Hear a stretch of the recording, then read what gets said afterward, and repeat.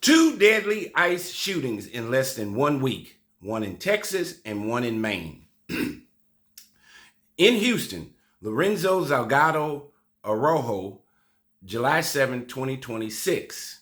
Salgado Arrojo, a 52-year-old Mexican man, was shot and killed by an ICE officer in Houston while driving a construction crew to a job site.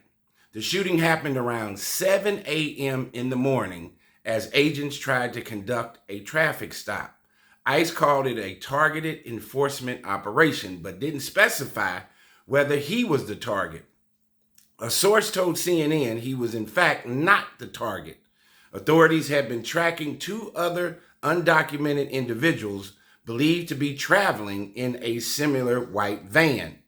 So they made a mistake. ICE were looking for two other undocumented immigrants, and they happened to pull over Lorenzo Salgado Arrojo and end up shooting and killing him the first thing at 7 o'clock in the morning. Who gets up in the morning and decides, look, we're going to go out and arrest the wrong person or try to arrest the wrong person, and then unsuccessfully does that, but successfully shoots and kills this guy. And he had been in America for like 35 years. ICE officials said Salgado Aurora rammed an ICE vehicle and tried to run over an agent, prompting the officer to fire in self-defense. Salgado died at Ben Taub Hospital. Now, there are some caveats here that I want you to pay attention to, because there have been 4 deadly shootings by ICE agents against U.S. civilians in this year alone, and all of them have one common theme. ICE agents, as their defense mechanism, is saying that these individuals use their vehicles to ram or try to hurt and harm ICE agents. So there's a common theme there. Just pay attention. That's their defense for shooting and killing these people. The family's version differs sharply. Salgado had lived in the United States. Listen to this. He's been here for 35 years and was close to obtaining legal status. And his son said he knew the protocol for an ICE encounter, but may have panicked because his van and tools had been stolen before, making him wary of unmarked vehicles following him. So you got these ICE agents in these unmarked vehicles with masks on, fastly approaching these individuals. This guy had been in the United States for 35 years. How come his status as a naturalized citizen hadn't already been approved? Something is wrong on the government side, and maybe there's something wrong on his side, but there's definitely something wrong on the U.S. government side when you got somebody here in America for 35 years and he had not obtained legal status within 35 years. There's not enough immigration lawyers, and there's not enough immigration courts in America today. So passengers in the van have disputed ICE's account through their attorney, and DHS acknowledged the officers weren't wearing body cameras, blaming funding delays from the government shutdowns. So these ICE agents, they got masks on, they're in unmarked vehicles, rushing up on somebody, no body cameras. They're not wearing any kind of body cameras. That is crazy. You're talking about a federal agency that's attached to the United States government, who prints money on a daily basis. It's nothing but paper. You're telling me even with 2 government shutdowns, we got a multi-trillion-dollar deficit. We have helped finance 2 wars, Russia and Russia and Ukraine, Israel and Iran. We're funding those wars like crazy, but we don't have enough money to make sure that our ICE agents, let alone our police officers that are canvassing our streets under the tutelage of our public safety. You're telling me that our ICE agents do not have body cameras. Something sounds fishy there. So the Harris County Medical Examiner has ruled his death a homicide. This is Lorenzo Salgado Arrojo. Bystander video shows the aftermath. A handcuffed, bleeding Salgado Aurora on the ground with his legs shaking while other detained men are held nearby. But no footage of the actual shooting had surfaced. Local officials, including Houston's mayor, had called for a transparent federal investigation, though the city itself has no jurisdiction over a federal agency like ICE. LULAC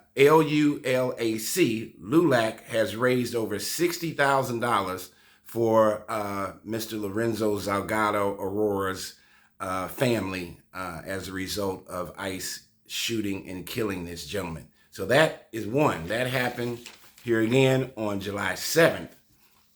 Then there was another one that happened just yesterday in Biddeford, Maine. 26-year-old Johann Sebastian Guerrero, a Colombian man, was shot and killed on July 13th, 2026, which was yesterday.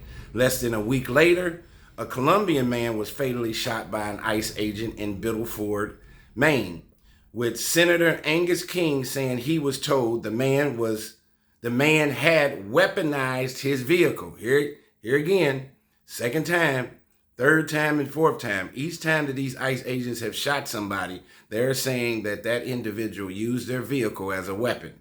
They're putting that out there as a narrative and their propaganda right away.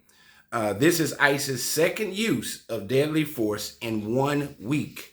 DHS Secretary Mark Wayne Mullen told King the man was not the intended target of an arrest warrant. He is the second guy, because remember, in the Houston case on July 7th, Salgado was not the intended person they were looking for. They were looking for two other undocumented immigrants.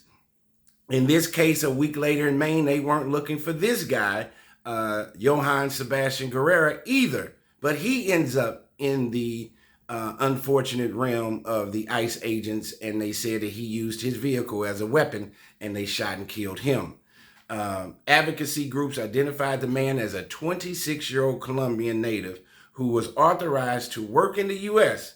and had a social security number. He lived nearby with his wife and daughter. This guy's in the beginning of his life, 26 years old and a young daughter. Both of these guys had young daughters. We're talking about a guy who was 52 years old and a guy 26 in these cases. They said the Maine's Attorney General's office is investigating alongside the FBI and said that initial statements suggest he was trying to flee toward the agent, use his vehicle as a weapon, they allege, and that he had been targeted over a final removal order. So a final removal order was that he had been overstayed his stay in the United States and they were trying to get him out of there, even though they were looking for somebody else. The agent has been placed on leave, which is standard for officer-involved shootings. So a witness described the scene starkly and said, "I watched a wife fall to her knees looking at her husband's dead body on the ground.